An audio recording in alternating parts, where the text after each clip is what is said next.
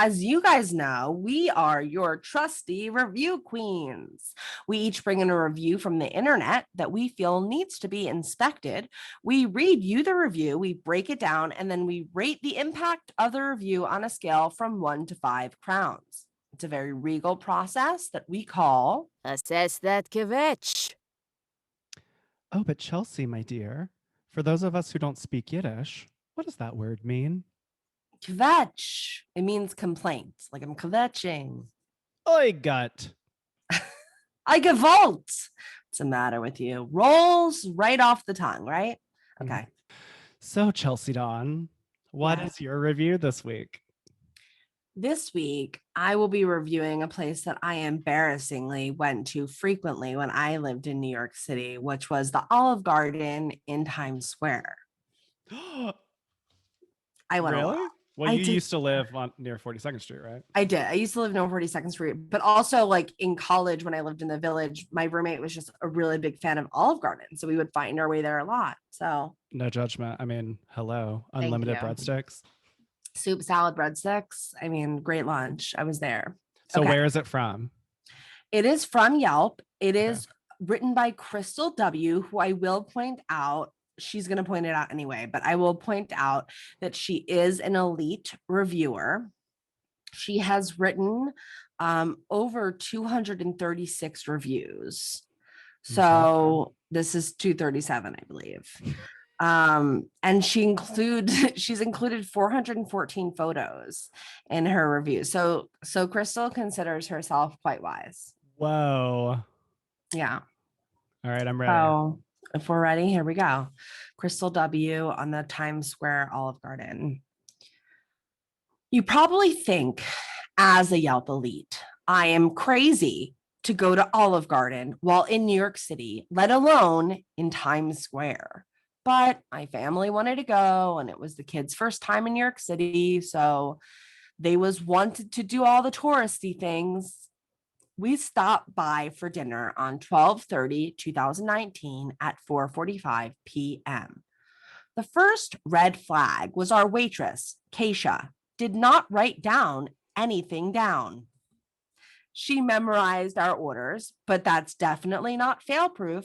She went around the table to repeat our orders and already forgot one person's.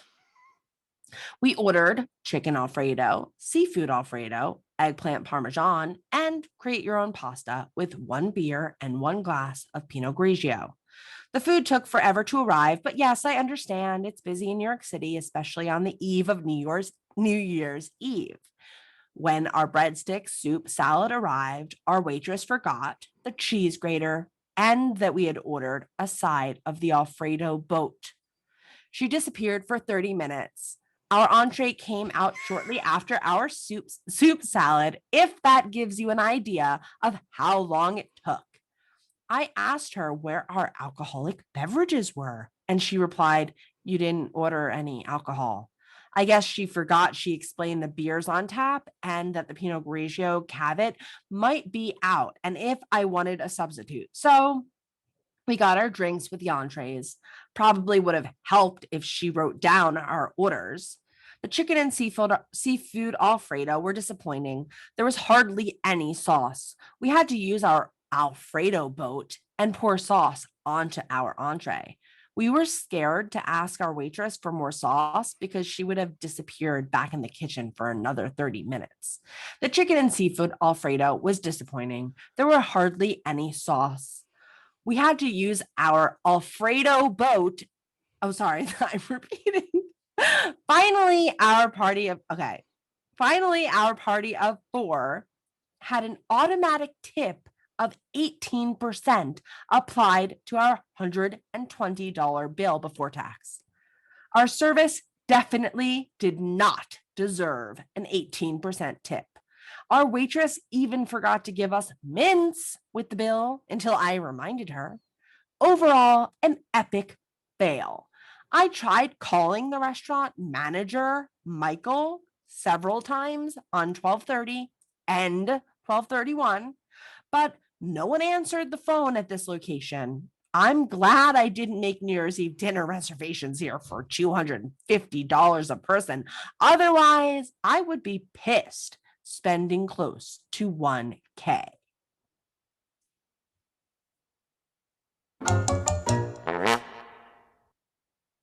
Oh my God. Okay. Crystal. Another great pick. Thank First of all, the first thing I have to say here is, that Keisha or Kesha hated Crystal. Hated. I mean, worst nightmare. I'm just imagining like all of that happening, and I think there's faults. Obviously, there are faults, but then at the very end to be like, "Excuse me, waiter, you didn't bring our mints." Oh Yeah. my God! Just imagine like the personality of like being in the service industry, especially in Times Square, and then someone's like, "You didn't bring me my mints."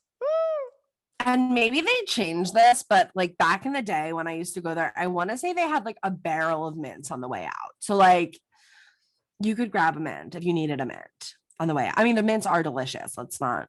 I don't really ourselves. remember. Are they those Oh, like they're Andy's mints. Yeah. They're Andy's mints.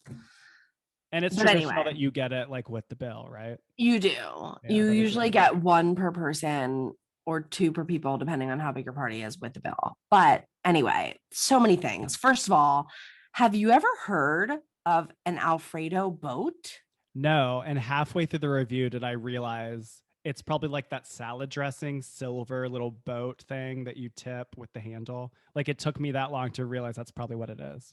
Do you think that's on the menu, or do you think that was an off menu I don't know. request? I've never heard of an Alfredo boat. Maybe it is a thing. I don't like, you could order it as a side. Ew. Gross. Also, we got 2 Alfredo dishes and an Alfredo boat, and there wasn't enough Alfredo. I have a question. Yeah. Does it say where is Crystal like a tourist in New York? Yes, Crystal is a tourist in New York. It doesn't say as far as my records where she's from. Well, because at the beginning, it's when she's talking about the kids, the phrasing is they was wanted, which sounds like, I don't know, is that like Baltimore or like Philly or something? They was wanted. I don't know. There were a few weird grammatical errors like that along the way that I was like, I don't think this was intentional. Or maybe spelling? It was. Was there bad spelling? Because there was a lot of grammar stuff. There was no bad spelling. The spelling was fine. The grammar was wonky in like quite a few places.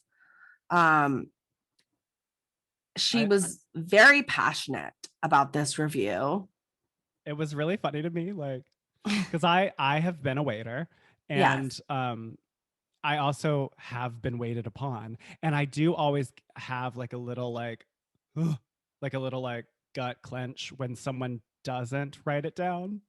And that was policy at the restaurant I worked at. We had to write it down.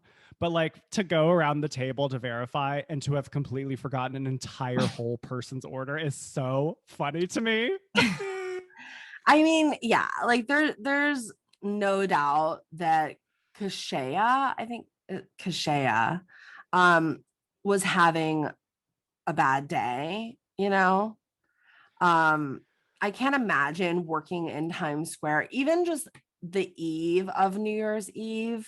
Okay, I wrote that phrase down. I hate that. Okay, it's called New Year's Eve. Right. Eve of New Year's Eve is not a thing. Christmas Eve, Eve of Christmas Eve. No, that's not a thing. But I know. But I get it's like just a cute, more concise way to. But like, obviously, okay, this Olive Garden in Times Square is like probably the most premier spot to watch the ball drop. So yes. You have to like have an outrageous number of staffing for that event. So it's literally like the eve of New Year's Eve is like the calm before the storm. Right. So like, I can't imagine working in Times Square, B, like for those like, oh my God. Like my empathy is already not with Crystal. It is with Keisha, Kesha, Kashaya. Kashaya, I think. Upon second how's it spelled? Kashaya. Oh, that's pretty. Yeah, Kashaya. I also think it's funny that at the beginning she says that she disappeared for 30 minutes and then like period. Um, you you can guess, you want to guess how long they were gone? Like what? Also, like, No, I don't want to guess. You told me. do you think that Crystal is like holding a stopwatch? Because she references a time frame a couple of times here, and she's an elite Yeah, reviewer. I think maybe Crystal's like a swim coach or something like that, like or like a track and field. Just with it hanging, like She just excuse has it me. already hanging around her throat. She's like, this is ridiculous. I don't know. I also think for future, we need to have some sort of a sound cue whenever anyone says that they called the manager or tried to speak to the manager. I like that. A Karen, like sound Yeah, effect. because Crystal made sure that we knew that she tried calling the manager who On she 2 knew by days. name, Michael, which leads me to believe that she probably spoke with Michael face to face. How did she know his name was Michael? Unless she just called him and was like, I want to speak to the manager. And they're like, I'll put you through to Michael. I don't know. That's a good question. I did notice like on 12:30 and 12:31, girl, why are you calling to speak Leave to a him manager alone. on New Year's Eve? Like Yeah, they're that manager is busy. not going to answer you. Like like they shut down the subway stations on New Year's at like 8 in the morning. Like And he's not also, like, answering to hear your complaint. it's really busy in the city during this time because Crystal, you're not the only one whose kids are off from school and you think, oh, it's a great idea to go and spend some time in the city. Like it is busy. If it was taking a half an hour for you to get your entrees, it was probably because they were packed. And they usually are packed, just to be clear. Correct. Well, to be fair, the not writing the things down, that's a problem. The Yes. length of time is a problem. Yes. If they had written everything down, I think they would have remembered they ordered beer. They would have remembered all this stuff. Like Agree. that is a problem. And so that's valuable to me that it's possible, my experience as a waiter was we had to write the orders down. So if you're going here and it's that busy and you're without your server for that long, it's probably like reminiscent, no, it's probably indicative of like what a common experience is going to be there, is what I'm imagining. Oh yeah. I mean, like we're not getting 5-star white glove service at the Olive Garden. Like, let's be clear. Let's set our bar low. We're at Olive Garden. We're in Times Square. The service, I'm positive, was subpar. I'm not even going to question that. I'm sure Crystal writing this review, I think a lot of people going to this Olive Garden location will probably also wait a long time for their food, and possibly encounter some bad service because I'm sure the turnaround is pretty significant. Do you know who owns Olive Garden? No, who? I just remember in college, I had friends that worked for Outback Steakhouse, and that like to get hired at Outback Steakhouse, you had to do a writing test, you had to do a math test, and you had to pass like 3 interviews. I'm wondering if it's the same organization. I had a friend that worked at Olive Garden, not that location. I think like the 34th Street. There's another location of Olive Garden. And she had like a packet. Like she had to memorize a lot. That's what I'm wondering. I actually don't think it's like, I don't think our judgment is about what it takes to be a server at Olive Garden. Because a lot of these sort of, even though they're not fine dining restaurants, they're chain restaurants, you can't just get hired off the street. I guess my thing is more, I'm sure that Kashaya is just like beat to the ground by the time she leaves that place. That is a hard location. That is a hard job. But you could make the job easier by writing everything down.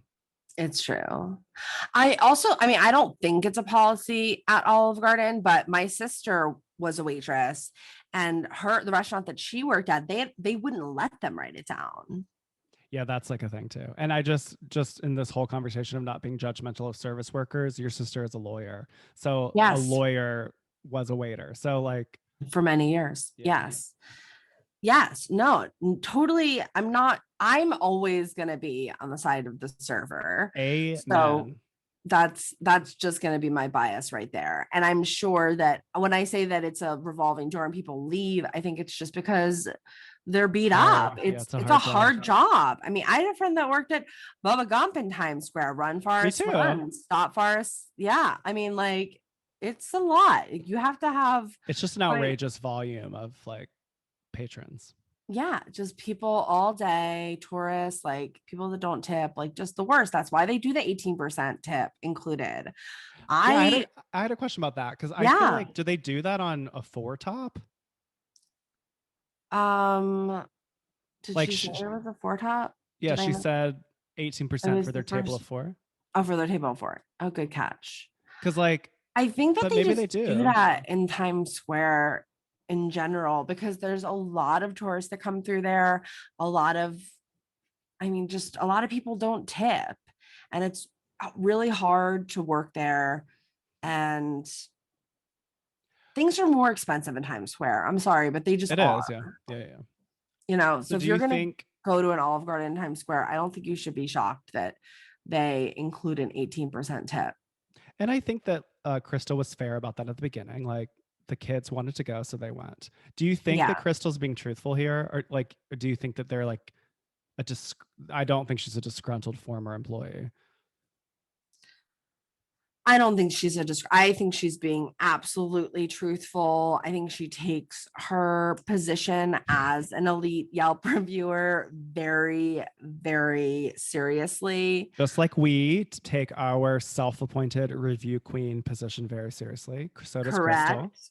Yes, Crystal takes this very serious. This is like at very least a part-time job for Crystal. So yeah, I believe that Crystal's being authentic in her representation of her experience. It's pretty humorless. Even if she gives me a little bit of Karen Dar. Yes.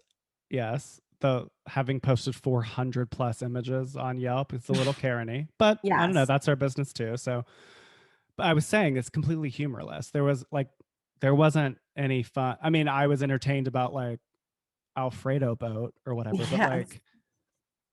but yeah, it's sort of similar to like now I'm recognizing how you felt about the Valley of the Dolls. Like, it is sort of nice to at least have like a punchline somewhere, or like a little bit of levity. Right. Yeah. Do we feel like we have enough information to take this to the rating? I do. Yeah, let's crown it. Okay, let's do it. The queens are tabulating. You ready to show? I think I'm ready, yes. Okay, me too.